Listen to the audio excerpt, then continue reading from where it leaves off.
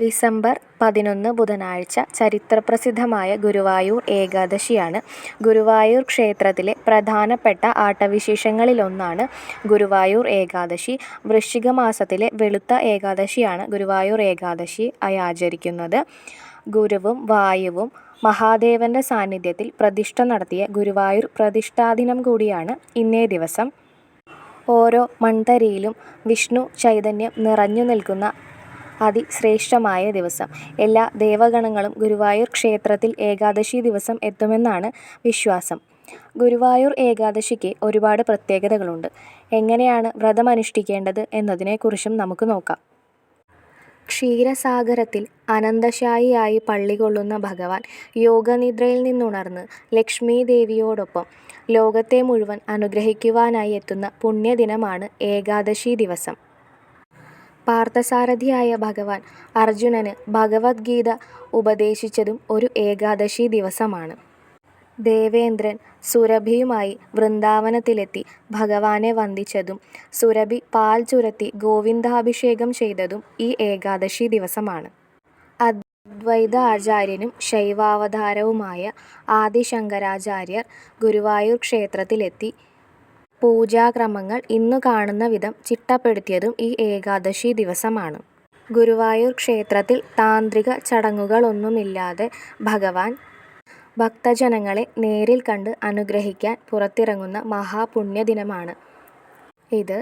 ഭക്തോത്തമന്മാരായ മേൽപ്പത്തൂർ ഭട്ടതിരിപ്പാട്, പൂന്താനം ശ്രീ ശങ്കരാചാര്യർ, കുറൂരമ്മ, വില്വമംഗലം സ്വാമിയാർ തുടങ്ങിയവർക്കെല്ലാം ഭഗവത് ദർശനം ലഭിച്ച പുണ്യദിനമാണ് ഈ ഏകാദശി ദിവസം.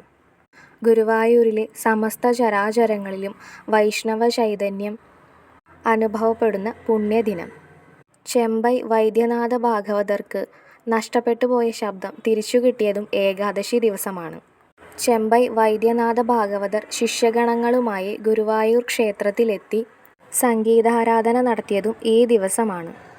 ഭക്തജനങ്ങളുടെ ആരാധനാപാത്രമായ ഗജരത്നം ഗുരുവായൂർ കേശവന്റെ അന്ത്യദിനം കൂടിയാണ് ഏകാദശി ദിവസം.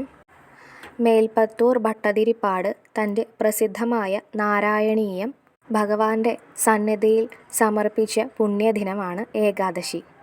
ഗുരുവായൂർ ഏകാദശി മഹത്വം ഉൾക്കൊണ്ട് കൃത്യനിഷ്ഠയോടെ വ്രതാനുഷ്ഠാനങ്ങളിലും ചടങ്ങുകളിലും പങ്കെടുക്കുന്നവർക്ക് ഭഗവത് ദർശന സൗഭാഗ്യമുണ്ടാകുമെന്നാണ് വിശ്വാസം. ഇനി വ്രതമനുഷ്ഠിക്കേണ്ട രീതിയെക്കുറിച്ച് നോക്കാം. ഏകാദശിയുടെ തലേനാളായ ദശമി മുതൽ ദ്വാദശി വരെയാണ് വ്രതമനുഷ്ഠിക്കേണ്ടത്. ദശമി നാളിൽ ഒരിക്കലൂണാണ് പതിവ്. ഏകാദശി ദിവസം പൂർണ്ണമായി ഉപവാസം അനുഷ്ഠിക്കാവുന്നതാണ്. അതിന് സാധിക്കാത്തവർക്ക് പാലോ പഴവർഗ്ഗങ്ങളോ അരിയാഹാരം ഒഴികെ മറ്റ് ധാന്യങ്ങൾ കൊണ്ടുള്ള ഭക്ഷണപദാർത്ഥമോ കഴിക്കാവുന്നതാണ്.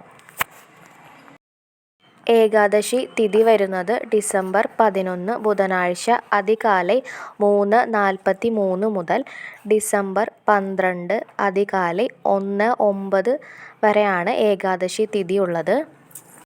ഇനി ഹരിവാസര സമയം വരുന്നത് ഡിസംബർ 11 വൈകിട്ട് 6:27 മുതൽ ഡിസംബർ 12 രാവിലെ 6:28 വരെയുള്ള സമയമാണ്.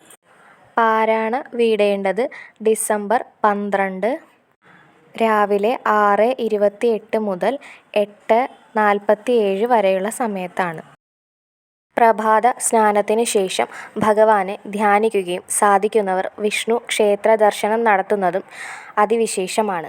ഭഗവാന്റെ അനുഗ്രഹത്തിന് ഏറ്റവും ശ്രേഷ്ഠമായ ദിവസവും വ്രതങ്ങളിൽ ഏറ്റവും ശ്രേഷ്ഠമായ വ്രതവുമാണ് ഏകാദശി വ്രതം. ഇന്നേ ദിവസം മുഴുവൻ അന്യചിന്തകൾക്കൊന്നും ഇടം നൽകാതെ തെളിഞ്ഞ മനസ്സോടെ ഭഗവാനെ പ്രകീർത്തിക്കുന്ന നാമങ്ങൾ ജപിക്കുക. ക്ഷേത്ര ദർശനം നടത്തുന്നവർ ക്ഷേത്രത്തിൽ വിഷ്ണു സൂക്തം, ഭാഗ്യസൂക്തം, പുരുഷ സൂക്തം തുടങ്ങിയ അർച്ചനകൾ ചെയ്യാവുന്നതാണ്. വ്രതമനുഷ്ഠിക്കുന്ന 3 ദിവസങ്ങളിലും വിഷ്ണു ഗായത്രി മന്ത്രം 2 നേരവും ചൊല്ലാവുന്നതാണ്. ഭഗവദ്ഗീത, നാരായണീയം, ഭാഗവതം എന്നീ ഗ്രന്ഥങ്ങൾ പാരായണം ചെയ്യുന്നതോ കേൾക്കുന്നതോ അതിവിശേഷമാണ്. ഇതൊന്നും സാധിക്കാത്തവർക്ക് ഭഗവാന്റെ നാമങ്ങളായ ഓം നമോ ഭഗവതേ വാസുദേവായ, ഓം നമോ നാരായണായ എന്ന മന്ത്രങ്ങൾ 108 ജപിക്കാവുന്നതാണ്. പൂർണ്ണ ഉപവാസം എടുക്കുവാൻ സാധിക്കുന്നവർക്ക് അങ്ങനെ തന്നെ ചെയ്യാം. രാത്രിയിൽ ഉറക്കമൊഴിഞ്ഞുകൊണ്ട് ഭഗവാനെ സദാ ധ്യാനിച്ചുകൊണ്ടിരിക്കുന്നത് വളരെ ശ്രേഷ്ഠമാണ്.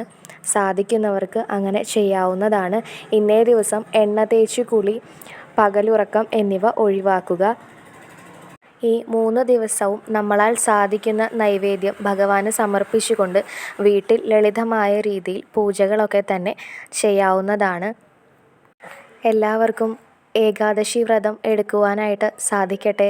ഗുരുവായൂരപ്പൻ്റെ അനുഗ്രഹം എല്ലാവർക്കും ലഭിക്കട്ടെ. സകല ഐശ്വര്യങ്ങളും ഉണ്ടാവട്ടെ.